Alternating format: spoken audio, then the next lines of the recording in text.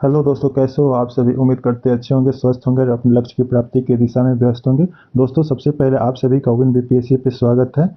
दोस्तों, मैंने पहले एडिटोरिया 5000 बुक का ये जो बुक है इसका मैंने पहला सेट अपलोड कर दिया है। आज मैं दूसरा सेट आप लोगों के सामने लेके आया हूँ। अगर आप पहला सेट नहीं देखे हैं तो जाके प्ले लिस्ट में देख सकते हैं। दोस्तों, समय की थोड़ी सी कमी रह जा रही है, इस कारण से मैं रेगुलर वीडियो नहीं अपलोड कर पा रहा हूँ क्योंकि मेरा भी एग्जाम है।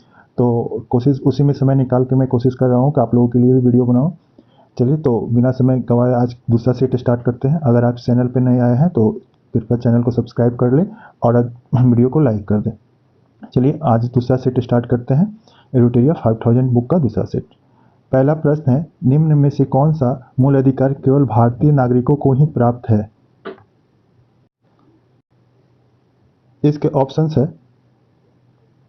ऑप्शन ए में है अनुच्छेद 15, ऑप्शन बी में अनुच्छेद 16, अनुच्छेद 19, ऑप्शन सी में, और डी में दिया उपयुक्त सभी। इसका सही उत्तर हो जाएगा ऑप्शन डी, उपयुक्त सभी।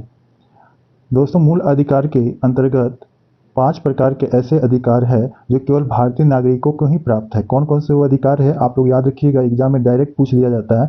15, 16, 19, 29 और 30। ये 5 अधिकार है केवल भारतीय नागरिकों को ही प्राप्त है। अन्य सभी अधिकार भारत के साथ साथ विदेशी नागरिकों जो भारत में आ गए हैं उनको भी प्राप्त है। तो आप लोग याद रखिएगा, अनुच्छेद 15, 16, 19, 29 और 30 मूल अधिकार है। ये भाग 3 में इसका वर्णन किया गया है, अनुच्छेद 12 से लेके 35 तक अमेरिका के संविधान से लिया गया है। चलिए आगे बढ़ते हैं। दूसरा नंबर प्रश्न कहता है, निम्न कथनों में से विचार करें और इसमें से गलत कथन का चुनाव करना है। दोस्तों, यहाँ पे अक्सर हम लोग क्वेश्चन बनाते हैं तो इसी गलत और सही पे ध्यान नहीं देते और क्वेश्चन सही जानते हुए भी हम लोग गलत कर देते हैं। तो जो डायरेक्शन क्वेश्चन में दिया है उसको जरूर आप लोग ध्यान रखेंगे। चलिए देखते हैं गलत कौन कौन सा है इसमें। पहला स्टेटमेंट है, राज्यसभा सदस्यों का कार्यकाल 4 वर्षों का होता है। दोस्तों, यहाँ 4 वर्षों का दिया हुआ है, गलत है। राज्यसभा सदस्यों का कार्यकाल 6 वर्षों का होता है। पहला स्टेटमेंट गलत है। दूसरा हो जाएगा, राज्यसभा सदस्यों के लिए कम से कम 30 वर्ष का आयु होना आवश्यक है। 30 वर्ष नहीं होगा, यहाँ 35 वर्ष नहीं होगा, 30 वर्ष होगा। 30 वर्ष सही होगा, अर्थात ये भी स्टेटमेंट गलत है। तीसरा है, राज्यसभा स्थायी सदन है, इसके एक चौथाई सदस्य प्रति दूसरे वर्ष पद से मुक्त हो जाते हैं। यह स्टेटमेंट भी गलत है। एक चौथाई नहीं बल्कि एक तिहाई सदस्य प्रति दूसरे वर्ष पद से विमुक्त हो जाते हैं। इस प्रकार से हम देखते हैं स्टेटमेंट 1 भी गलत है, स्टेटमेंट 2 भी गलत है और स्टेटमेंट 3 भी गलत है। तो हमारा उत्तर कौन सा हो जाएगा? ऑप्शन डी सही हो जाएगा।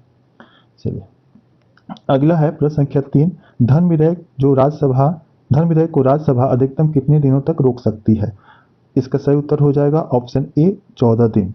14 दिन तक राज्यसभा धन विधेयक को स्वीकृति देनी होती है अथवा इसे पारित मान लिया जाता है। बात करें धन विधेयक की चर्चा किस अनुच्छेद में किया गया है, तो अनुच्छेद 110 में धन विधेयक को परिभाषित किया गया है।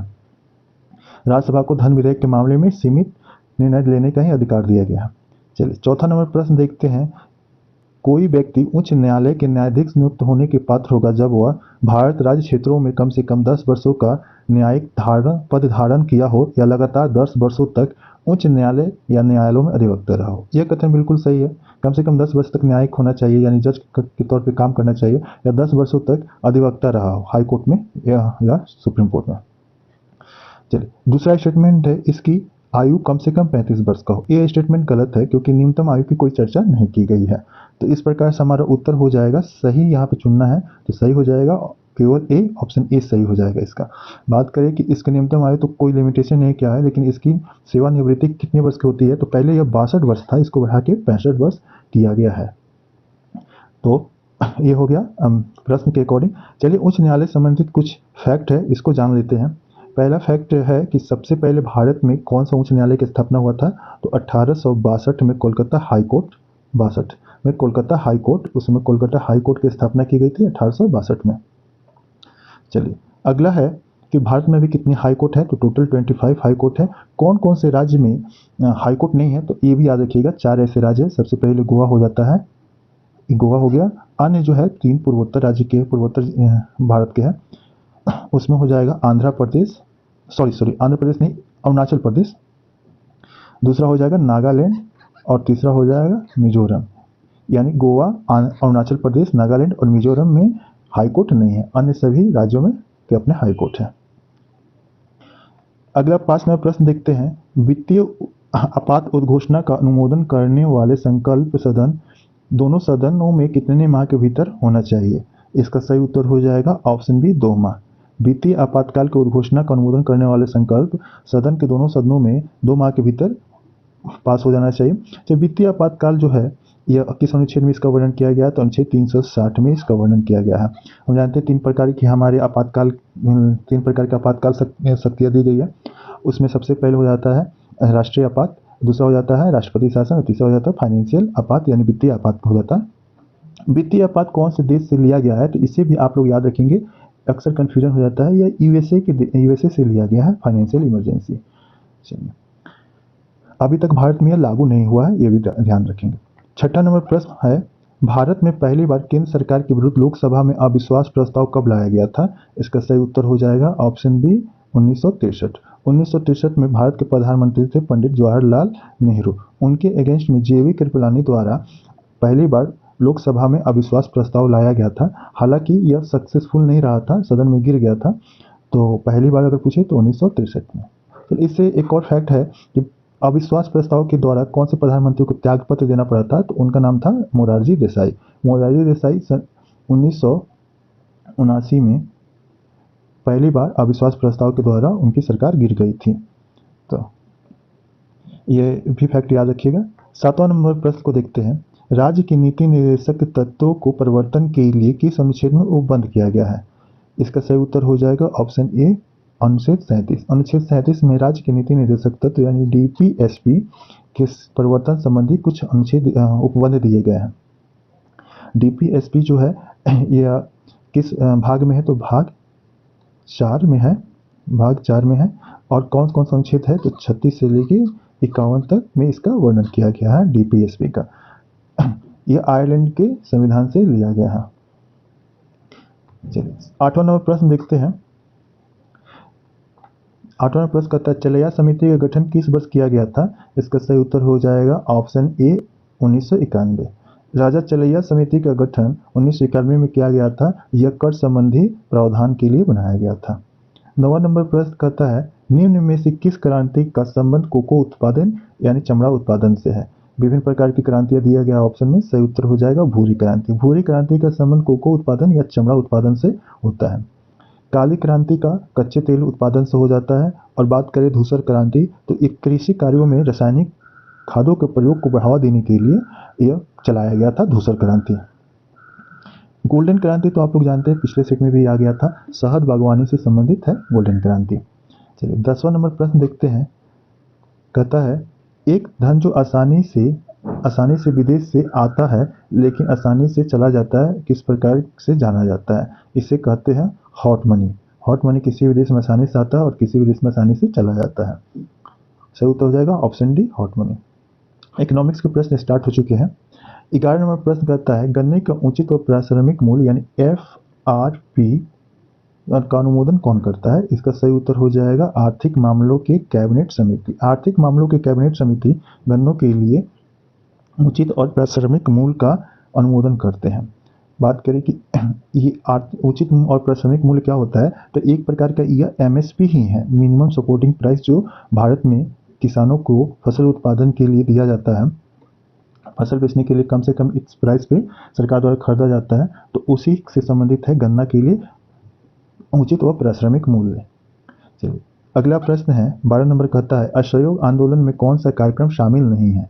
इसका सही उत्तर हो जाएगा सरकारी वाहनों से यात्रा करने पर पाबंदी। असहयोग आंदोलन जो कि 1 अगस्त 1920 को चलाया गया था, इसमें बहुत सारे बात कही गई थी, जैसे सरकारी पदों को त्याग करना है, विदेशी माल का बहिष्कार करना है, अदालत के वकीलों द्वारा बहिष्कार कर दिया गया, लेकिन सरकारी वाहनों से यात्रा पर कोई पाबंदी नहीं लगाई गई थी। असहयोग आंदोलन के दौरान ही महात्मा गांधी ने 1 वर्ष के अंदर स्वराज का नारा दिया था। और चौरी चौरा कांड जो 1922 में होता है, इससे आहत होकर महात्मा गांधी ने असहयोग आंदोलन वापस ले लिया था। तो इसे आप लोग ध्यान रखेंगे। अगला प्रश्न है 13 नंबर है, दांडी मार्च की समाप्ति किस तिथि को हुई थी?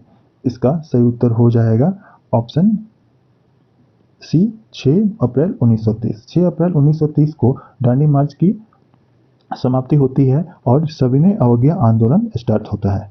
सविनय अवज्ञा आंदोलन स्टार्ट होता है। दांडी मार्च कहाँ से किया गया था? तो इस साबरमती से दांडी का यात्रा किया गया था महात्मा गांधी प्लस 78 कहीं कहीं 79 भी रहता है, तो कहीं 78 रहता है, तो मैं 78 ही लेकर चल रहा हूँ। महात्मा गांधी के साथ 78 अनुयायी थे उनके। ये लोग साबरमती से दांडी की यात्रा किए थे। 322 किलोमीटर की यात्रा थी। ये स्टार्ट होता है 24 मार्च से और खत्म होता है 6 अप्रैल को। 6 अप्रैल को से सविनय अवज्ञा आंदोलन प्रारंभ हो जाता है।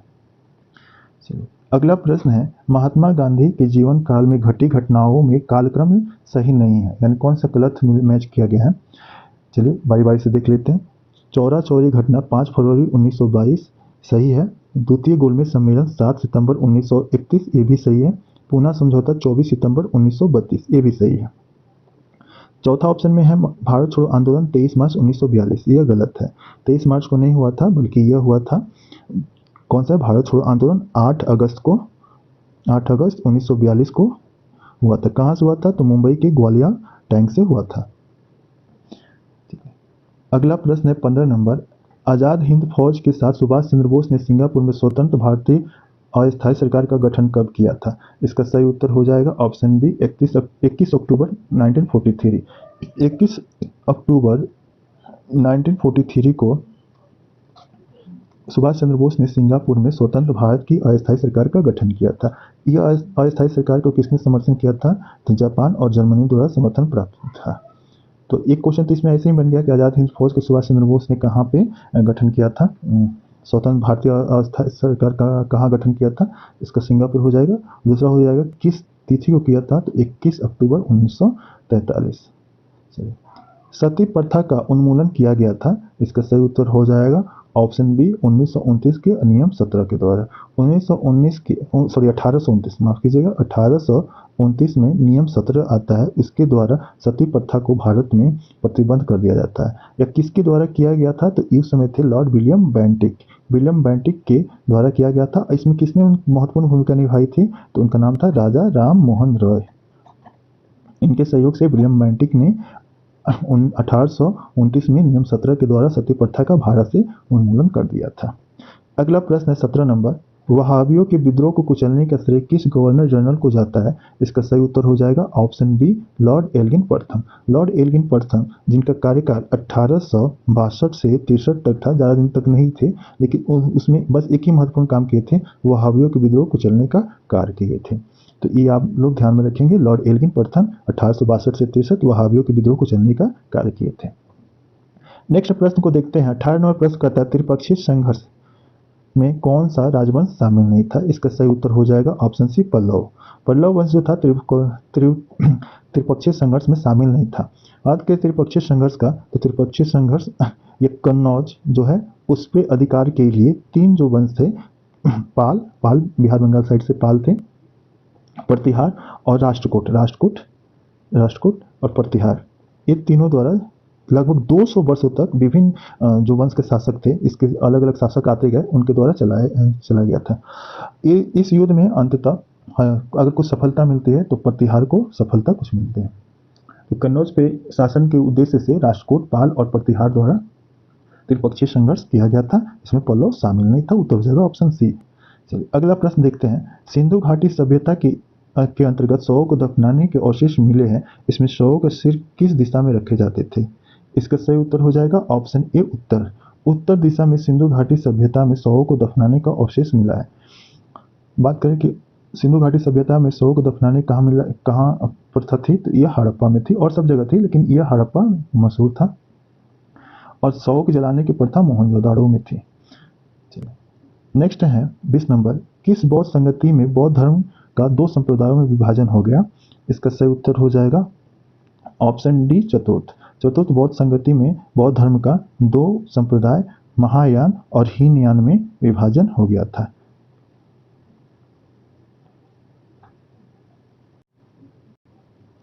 यहाँ हम लोग देखते हैं चतुर्थ बौद्ध संगतिया के बारे में। चतुर्थ बौद्ध संगति यह कब हुआ था? एक मिनट। चतुर्थ बौद्ध संगति कश्मीर के कुंडल वन में हुआ था ईसा की प्रथम शताब्दी में। अध्यक्ष वसुमित्र थे, जबकि उपाध्यक्ष अश्वघोष थे। कनिष्क कुषाण वंश के शासन काल था उस समय, और बौद्ध धर्म दो संप्रदाय हीनयान और महायान में विभाजन हो गया था। जल्दी से एक बार देख लेते हैं प्रथम बौद्ध संगति में क्या हुआ था। तो बुद्ध के उपदेश को दो पिटक, सूत्र पिटक और विनय पिटक का संकलन हुआ था। वहीं द्वितीय में बौद्ध धर्म का स्थावीर तथा महासांगिक में विभाजन हो गया था। यहाँ भी विभाजन हुआ था, लेकिन यह संप्रदाय में नहीं विभाजन हुआ था, स्थावीर और महासांगिक में विभाजन हो गया। लेकिन चतुर्थ में दो संप्रदाय में विभाजन हो जाता है। तृतीय में संघ के भेद के विरुद्ध कठोर नियमों के प्रतिपादन तथा तीसरा पिटक अभिधम पिटक इससे जुड़ा था। आगे बढ़ते हैं दोस्तों। 21वां प्रश्न है, महावीर स्वामी को किस नदी के तट पर कैवल्य की प्राप्ति हुई थी? तो इसका सही उत्तर हो जाएगा ऑप्शन सी, ऋजुपालिका नदी के तट पर महावीर स्वामी को कैवल्य की प्राप्ति हुई थी। 12 वर्ष की कठिन तपस्या किए थे। उसके बाद से ऋजुपालिका नदी के तट पर साल वृक्ष के नीचे उन्हें कैवल्य की प्राप्ति हुई थी। चलिए, जाम्बिक के समीप, ये भी याद रखिएगा।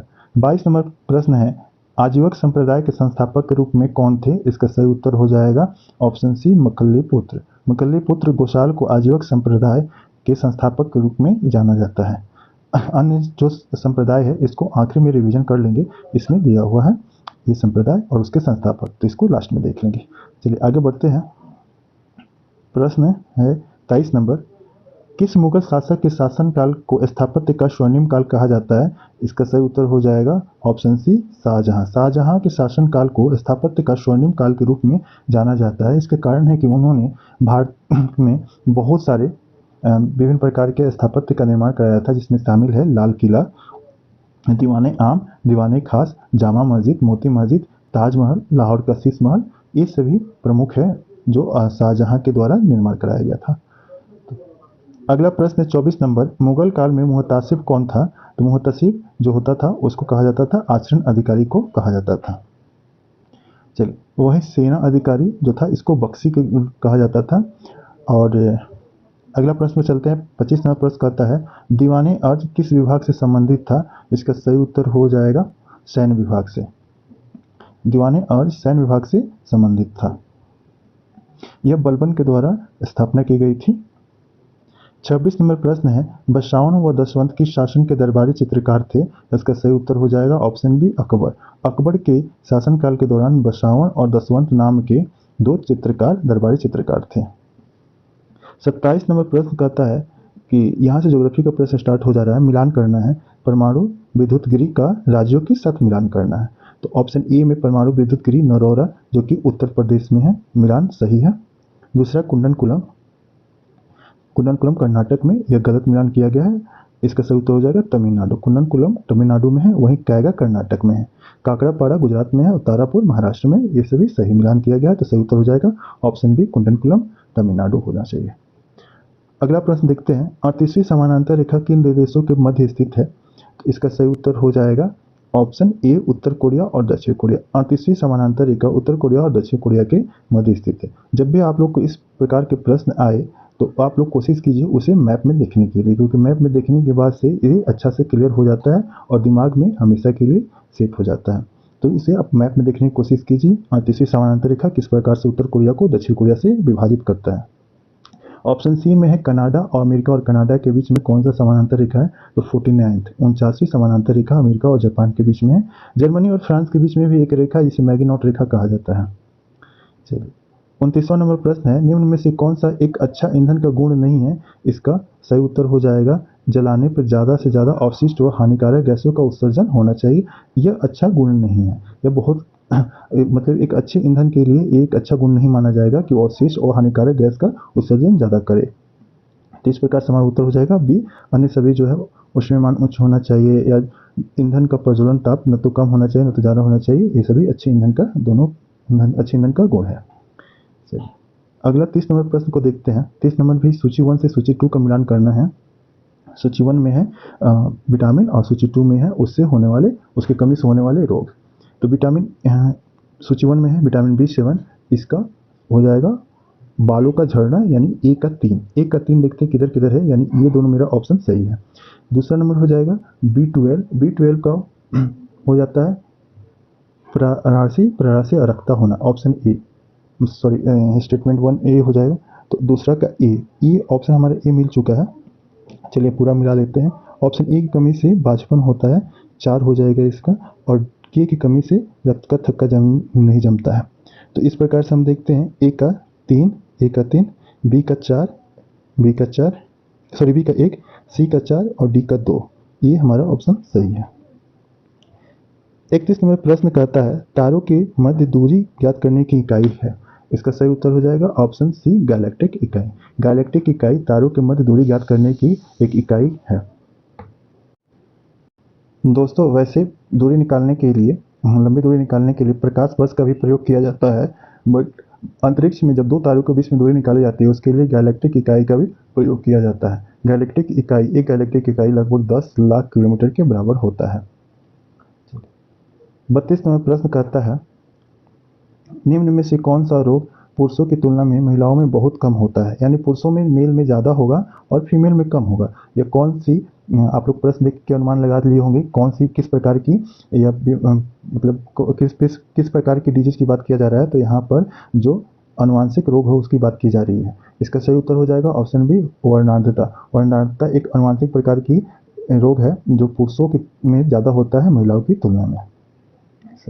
ऑप्शन 33 नंबर प्रश्न को देखते हैं। हीमोग्लोबिन लाल रक्त कोशिकाओं के अंदर एक प्रोटीन है और यह निम्न में से किसका वहन करता है। तो हीमोग्लोबिन कौन सा किसका वहन करता है। इसका सही उत्तर हो जाएगा ऑक्सीजन। ऑक्सीजन का वहन करता है हीमोग्लोबिन, ये उसका सही उत्तर हो जाएगा।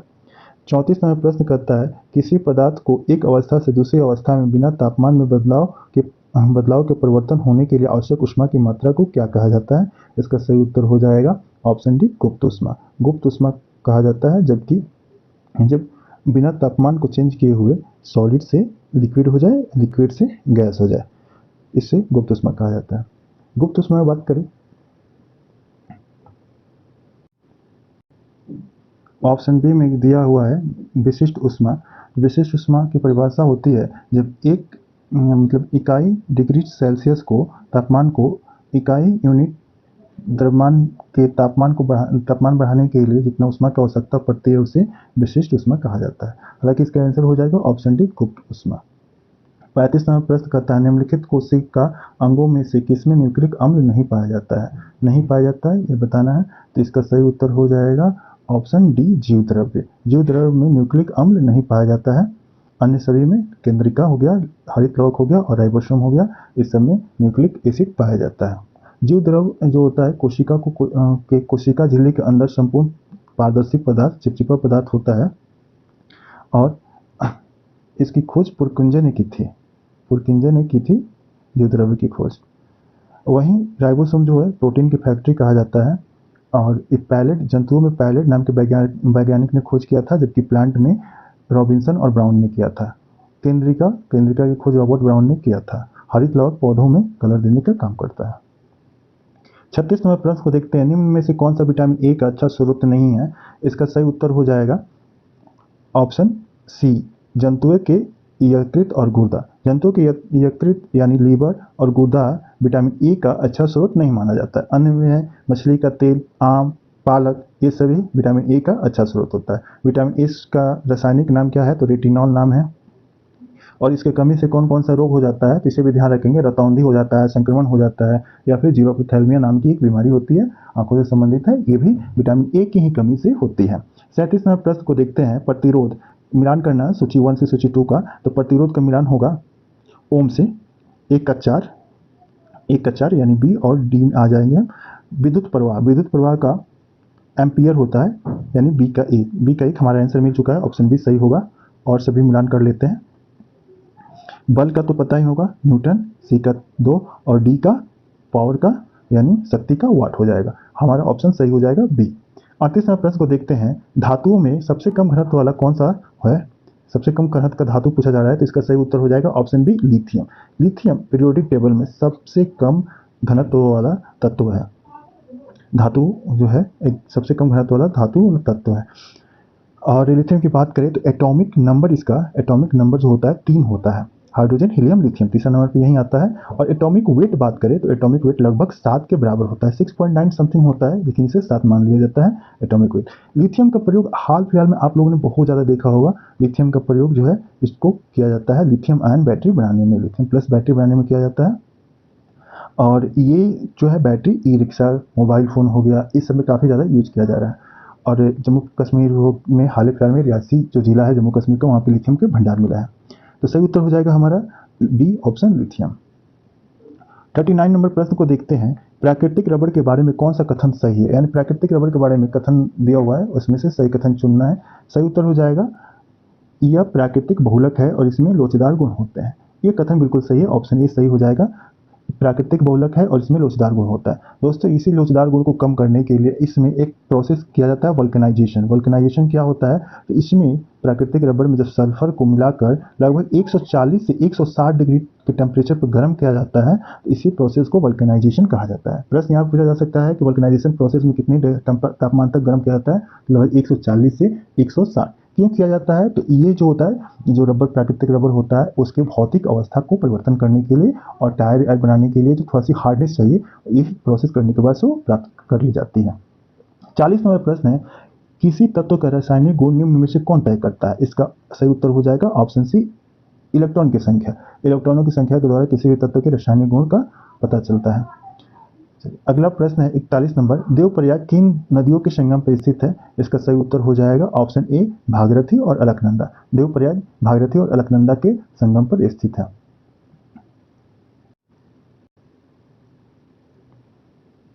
दोस्तों हमारे सामने गंगा नदी तंत्र आ चुका है, तो इसमें देखते हैं भागीरथी और अलकनंदा कहाँ मिलती है और उसे क्या कहा जाता है। तो ये गंगोत्री ग्लेशियर से भागीरथी नदी निकल रही है, ये जो दिख रहे हैं रेड कलर का, और ये दूसरी साइड में मैं यहाँ पे बद्रीनाथ से अलकनंदा निकल रही है और ये दोनों नदी आकर यहाँ पर मिल रही है। इस पॉइंट को इसे देवप्रयाग कहा जाता है। देवप्रयाग ऋषिकेश में स्थित है और यहीं से आगे चलकर गंगा नदी मैदानी क्षेत्रों में प्रवेश करते है हरिद्वार में, और हरिद्वार के बाद से ही इसका नाम गंगा पड़ जाता है। तो आप लोग देख सकते हैं यहाँ पे भागीरथी निकली और यहाँ से अलकनंदा आई और दोनों देवप्रयाग में मिल रही है। इसके अलावा अलकनंदा में कौन कौन सा है जल्दी से रिवीजन कर लेते हैं। तो आप लोग इससे ये नीचे जो मैंने एक चार्ट बनाया है इसको देख लीजिए। अलकनंदा यहाँ पे इसको देखिएगा दोस्तों, अलकनंदा और धौली गंगा विष्णु प्रयाग, अलकनंदा नंदाकिनी नंद प्रयाग, अलकनंदा पिंडा कर्ण प्रयाग और अलकनंदा मंदाकिनी रुद्र प्रयाग होती है। इसके अलावा भागीरथी और अलकनंदा, ये जो है भागीरथी और अलकनंदा ये देवप्रयाग के नाम से जानी जाती है। ये गंगा नदी तंत्र हो गया। चलिए स्क्रीनशॉट लेना चाहे तो आप लोग ले सकते हैं। अगले प्रश्न की तरफ बढ़ते हैं। प्रश्न संख्या 42 में है, निम्नलिखित में से किस राज्य से कर्क रेखा बीचों बीच गुजरती है। तो इसका सही उत्तर हो जाएगा option C Madhya Pradesh. MP से कर्क रेखा लगभग बीचों बीच गुजरती है। और कौन कौन से राज्य से गुजरती है, तो ये लगभग 8 राज्यों, भारत के 8 राज्यों से गुजरती है, जिसमें शामिल है गुजरात, राजस्थान, मध्य प्रदेश, छत्तीसगढ़, ये 4 राज्य हो गए, झारखंड 5, वेस्ट बंगाल 6, त्रिपुरा 7 और मिजोरम 8। ये 8 राज्यों से होकर कर्क रेखा गुजरती है। मित्र पर गमछा झाड़। चलिए 43वां प्रश्न को देखते हैं, निम्नलिखित में से सर्वाधिक जैव विविधता कहाँ पाई जाती है, मतलब सर्वाधिक जैव विविधता पाई जाती है। तो इसका सही उत्तर हो जाएगा ऑप्शन सी उष्णकटिबंधीय वर्षा वन में। उष्णकटिबंधीय वर्षा वन में जैव विविधता ज़्यादा पाई जाने के लिए मतलब वहाँ पे पर्याप्त दशा उपलब्ध होती है, इस कारण से ज़्यादा जैव विविधता पाई जाती है। कारण क्या है कि ज़्यादा वहाँ पे गर्मी रहती है और ज़्यादा वर्षा होती है, इससे जैव विविधता पनपने में काफ़ी सहायता होती है। अगला प्रश्न है 44 नंबर, निम्नलिखित में से कौन सा सुमेलित नहीं है। ये कौन सा सुमेलित नहीं है, इसका चुनाव करना है। बांधवगढ़ राष्ट्रीय उद्यान, यह सही है, मध्य प्रदेश में है। रोहिला राष्ट्रीय उद्यान गुजरात में न होकर इसका सही उत्तर हो जाएगा हिमाचल प्रदेश। रोहिला राष्ट्रीय उद्यान हिमाचल प्रदेश में है, ये गलत हो जाएगा, यानी ऑप्शन बी हमारा सही उत्तर मिल चुका है। और देख लेते हैं, बांदीपुर राष्ट्रीय उद्यान कर्नाटक में बिल्कुल सही है। सिमलीपाल राष्ट्रीय उद्यान ओडिशा में, ये भी बिल्कुल सही है। गुजरात में कौन सा है, तो गिर नेशनल पार्क गुजरात में है। भारत में भी वर्तमान समय में कितना नेशनल पार्क है, तो नेशनल पार्क याद रखिएगा 106 नेशनल पार्क है। अगला 45वां प्रश्न देखते हैं, निम्नलिखित में से कौन शीत महासागरीय जलधारा नहीं है। यानी क्वेश्चन का प्रश्न का डिमांड है कि शीत महासागरीय जलधारा नहीं है, यानी गर्म महासागरीय जलधारा का चुनाव करना है। तो कौन सा हो जाएगा, ऑप्शन डी एग्लोहास। एग्लोहास को मोजाम्बिक जलधारा भी कहा जाता है और यह हिंद महासागर जो है, हिंद महासागर की पश्चिमी तट यानी अफ्रीका के पूर्वी तट के समानांतर बढ़ती है, मोजाम्बिक के समानांतर। चलिए 46वां प्रश्न को देखते हैं, निम्नलिखित में से किस नदी को दक्षिण भारत की गंगा कहा जाता है। तो दक्षिण भारत की गंगा की आ गया है, कावेरी इसका सही उत्तर हो जाएगा। दक्षिण भारत की गंगा, की पूछे तो कावेरी आराम से आप इसको कनेक्ट करके आंसर दे सकते हैं। कावेरी, दक्षिण भारत की गंगा कावेरी कहा जाता है। क्यों कहा जाता है? तो जिस प्रकार से उत्तर भारत की प्रमुख नदी गंगा है, बस जहाँ वर्ष भर पानी रहता है, उसी प्रकार दक्षिण भारत की प्रमुख नदी कावेरी है और इसमें भी लगभग वर्ष भर पानी रहता है। चलिए, अब 47 नंबर प्रश्न को देखते हैं। प्रशांत महासागर में रिंग ऑफ फायर किसके लिए जाना जाता है? इसमें कूट दिया हुआ है, तो एक में है भूकंप, दो में है ज्वालामुखी, तीन में तूफान, चार में जंगल की आग। इसका सही उत्तर हो जाएगा ऑप्शन बी, एक और दो, यानी भूकंप और ज्वालामुखी दोनों के लिए रिंग ऑफ फायर फायर प्रसिद्ध है। रिंग ऑफ फायर क्या है? तो प्रशांत महासागर जो है उसके चारों ओर जो प्लेट टेक्टोनिक प्लेट्स है उसमें काफ़ी ज़्यादा मात्रा में भूकंप और ज्वालामुखी दोनों आते रहते हैं, इसे रिंग ऑफ फायर के नाम से कहा जाता है। हम लोगों ने अक्सर समाचार में देखा होगा कि न्यूज़ में देखते होंगे कि जापान है, फिलीपींस है, या फिर हवाई द्वीप है और माइक्रोनेशिया, ये सभी एरिया में काफ़ी ज़्यादा भूकंप या ज्वालामुखी फटते रहता है, ज्वालामुखी को उद्गार होते रहता है। तो ये रिंग ऑफ फायर के कारण ही होता है जो प्रशांत महासागरीय क्षेत्र में है। चलिए, अगला प्रश्न है 48 नंबर। निम्नलिखित में से कौन सा सुमेलित नहीं है, यानी कौन सा मिलान गलत हुआ है? टकलामाकन चीन सही है, थार भारत और पाकिस्तान भी सही है, अटिकामा चिली सही है, गिब्सन गिब्सन अफ्रीका में ना होकर या ऑस्ट्रेलिया में। अफ्रीका में कौन सा है दोस्तों? तो सबसे बड़ा, दुनिया का सबसे बड़ा मरुस्थल सहारा अफ्रीका में है। और गिब्सन कहाँ है? तो ऑस्ट्रेलिया में है। ऑस्ट्रेलिया में और कौन कौन सा है? तो याद रखिएगा, ग्रेट सैंडी है, विक्टोरिया है, सिम्पसन और गिब्सन, ये सब ऑस्ट्रेलिया का प्रमुख है। ऑस्ट्रेलिया जो है उसका टोटल भाग का, भूभाग का लगभग 18% भाग मरुस्थल होने के कारण से इसे प्यासी भूमि भी के नाम से भी जाना जाता है। तो आप लोग याद रखिएगा, ये गिब्सन जो है ऑस्ट्रेलिया में है, अफ्रीका में सहारा है। अटकामा जो सी नंबर में दिया हुआ है ये भी काफ़ी इंपॉर्टेंट है। अटकामा जो है चिली में है, चिली दक्षिण अमेरिका का एक देश है चिली, और ये सबसे शुष्क मरुस्थल के रूप में जाना जाता है। थार मरुस्थल में सबसे ज़्यादा जनसंख्या पाई जाती है, सबसे ज़्यादा जनसंख्या घनत्व वाला मरुस्थल थार मरुस्थल है, जो कि भारत और पाकिस्तान में स्थित है। आज का 49 नंबर प्रश्न को देखते हैं। प्रतिरोधात्मक या घर्षणात्मक बेरोजगारी है, इसका सही उत्तर हो जाएगा व्यवसाय रोजगार परिवर्तन की प्रक्रिया के दौरान श्रमिकों या व्यक्ति को कुछ समय के लिए बेरोजगार होना। यानी अगर रोजगार परिवर्तन किया जाता है उस प्रक्रिया में श्रमिक कुछ समय के लिए बेरोजगार हो जाता है, उसे घर्षणात्मक बेरोजगारी कहा जाता है या प्रतिरोधात्मक बेरोजगारी की संज्ञा दी जाती है। आज का आखिरी प्रश्न है, न्यूनतम समर्थन मूल्य यानी एमएसपी के बारे में कौन निम्न कथन पर विचार करें और सही चुनाव करना है। तो चलिए देखते हैं क्या क्या दिया हुआ है। पहला स्टेटमेंट कहता है न्यूनतम समर्थन मूल्य यानी एमएसपी आर्थिक मामलों के मंत्रिमंडलीय समिति द्वारा प्रस्तावित की जाती है, यह बिल्कुल सही है। और न्यूनतम समर्थन मूल्य कृषि लागत एवं मूल्य आयोग द्वारा अनुमोदित की जाती है, यह कथन भी बिल्कुल सही है, यानी इसका सही उत्तर हो जाएगा ऑप्शन सी, एक और दो दोनों, एक और दो दोनों सही हो जाएगा। न्यूनतम समर्थन मूल्य मंत्रिमंडलीय समिति द्वारा, आर्थिक मामलों की मंत्रिमंडलीय समिति द्वारा प्रस्तावित की जाती है और कृषि लागत एवं मूल्य आयोग द्वारा इसको अनुमोदन प्राप्त होता है। बात करें एमएसपी, तो एमएसपी की शुरुआत कब होती है भारत में? तो जब भारत में हरित क्रांति की शुरुआत होती है उस समय किसान अनाज के उत्पादन में मतलब अनाज का उत्पादन ज़्यादा करने लगते हैं, लेकिन उनके मन में कहीं ना कहीं डर रहता है कि मेरा अनाज का वो मूल्य मिल पाएगा कि नहीं। तो इसी कारण से सरकार एमएसपी लेके आई, यानी मिनिमम सपोर्टिंग प्राइस लेके आई। यह लक्ष्मीकांत झा समिति की सिफारिश पे इसको लाया गया था 1966 में। 1966 के दौरान इसको इंट्रोड्यूस किया गया था पहली बार। और एमएसपी के द्वारा किसानों को फसल का एक समझिए एक प्रकार का इंश्योरेंस मिल गया कि हाँ कम से कम इतना में गवर्नमेंट खरीद ही लेगी। और वर्तमान समय में कितनी फसलों पे दिया जाता है? तो वर्तमान समय में 23, और इसके पहले हम लोगों ने गन्ना को देखा था, तो गन्ना को भी शामिल कर लीजिएगा तो एक 24 हो जाएगा। हालांकि एमएसपी केवल 23 के लिए ही आता है, वो एफआरपी हो जाता है। तो एमएसपी 23 जिसमें से 15 जो होता है वो खरीफ फसल के लिए दिया जाता है और बचे 8 वो रबी फसल के लिए एमएसपी दिया जाता है। तो इसका सही उत्तर तो पता है, एक और 2 हो जाएगा। चलिए, इस प्रकार से हम 1 से लेके 50 तक प्रश्नों का देख चुके हैं और वीडियो कैसा लगा जरूर बताइएगा। ख़त्म करने से पहले इसमें लास्ट में कुछ स्मरणीय तथ्य दिया हुआ है, इसको भी 2 मिनट लगेंगे, इसको एक बार रिवाइज कर लेते हैं। चलिए, ये दिया हुआ है प्रमुख दर्शन और उसके प्रवर्तक के बारे में दिया हुआ है। ये क्वेश्चन पूछा जाता है अक्सर एग्जाम में, काफ़ी इंपॉर्टेंट होता है। योग के पतंजलि रामदेव बाबा योग से योग कराते हैं और उनकी कंपनी का नाम पतंजलि है, तो ये तो आपको याद रहेगा। न्याय गौतम ऋषि जो है वो न्याय के प्रतिपादक, न्याय के रूप में उनको याद किया जाता है। सांख्य, याद करने के लिए बता रहे हैं दोस्तों, सांख्य कपिल जो थे वो बहुत ज़्यादा संख्या में कपिल है, कपिल देव है, कपिल शर्मा कॉमेडियन है, तो इनकी संख्या काफ़ी ज़्यादा है हमारे समाज में, तो ऐसे याद रख सकते हैं। चारवाक, चारवाक का चारवाक है, इसमें कोई ज़्यादा ट्रिक लगाने की जरूरत नहीं है। वैशेषिक कणाद, ये बीपीएससी द्वारा क्वेश्चन पूछा गया था, तो इसको याद रखिएगा, कणाद, वैशेषिक कणाद हो जाएगा। पूर्व मीमांसा जैमिनी और उत्तर मीमांसा बादरायण। उत्तर का अर्थ ही होता है बाद में, यानी बादरायण हो जाएगा, पूर्व मीमांसा जैमिनी। विभिन्न संप्रदाय और उसके संपादक के बारे में भी चार्ट दिया हुआ है, इसको भी देख लेते हैं। आजीवक के मुखल्लीपुत्र घोषाल, आज की सेट में हमारे प्रश्न में आया था, आजीवक संप्रदाय मुखल्लीपुत्र घोषाल। अनिश्चयवादी संजय विठलपुत्र, संजय जो थे अनिश्चयवादी, आप लोग के कोई ना कोई संजय नाम के फ्रेंड होंगे या कोई रिलेटिव होंगे, तो थोड़ा सा अनिश्चय टाइप में रहते हैं, तो संजय विठलपुत्र हो जाएंगे अनिश्चयवादी। भौतिकवादी हो जाएंगे पगुत कच्चायन। जो देखिए कच्चा होता है ना, तो वो भौतिकता का प्रतीक है। कोई भी चीज कच्चा रहता है या पका रहता है तो भौतिकवादी का प्रतीक हो जाता है। घोर अक्रियावादी पूर्ण कश्यप, ये पूर्ण रूप से घोर अक्रियावादी है, इस प्रकार से आप लोग याद कर सकते हैं। तो इस प्रकार से हम लोगों ने ये देख लिया, स्मरणीय तत्व कंप्लीट कर लिया और 1 से लेकर 50 तक विथ एक्सप्लेनेशन के साथ कंप्लीट कर लिया। दोस्तों वीडियो थोड़ा सा लंबा चला गया, आप इसे थोड़ा सा स्पीड बढ़ा के देख सकते हैं।